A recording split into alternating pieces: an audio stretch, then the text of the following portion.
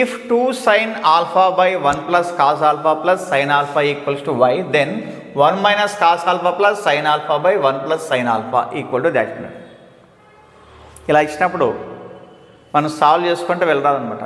మనకి ఇచ్చింది ఏమి ఇక్కడ 2 sin alpha by 1 plus cos alpha plus sin alpha equals to y అని చెప్పి ఇచ్చాడు.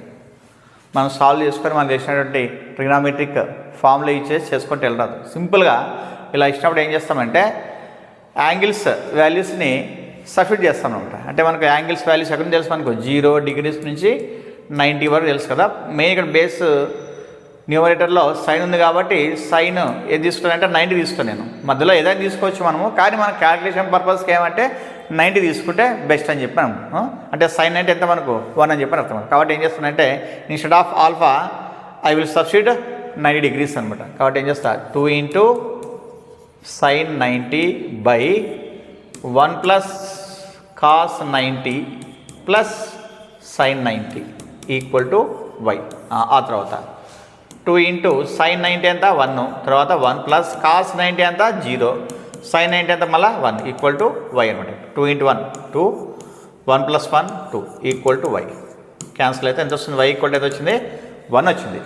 ఓకే, నెక్స్ట్ ఇప్పుడు దీన్ని ఫైండ్ అవుట్ చేద్దాం. ఇది 1 plus cos alpha plus sin alpha by 1 plus sin alpha అని చెక్ చేద్దాం. ఏది instead of alpha you will substitute 90 degrees అనమాట.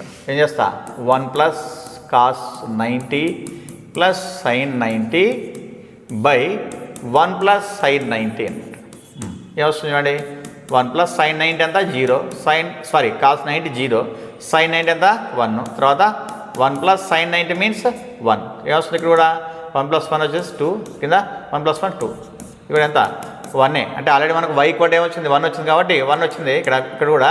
కాబట్టి ఏమన్నా ఛాన్స్ దీనికి y అని చెప్పి రాయచ్చు. సో y అంటే అర్థమేమి ఎన్నో ఆప్షన్ మనకి ఇక్కడ third option is the right answer అనమాట. ఈ విధంగా సింపుల్ చేసేయచ్చు. మనం ఎక్కడెక్కడో ఏదో ఆలోచించుకుని పెద్దగా లెంత్ చేసామనుకోండి కష్టమే.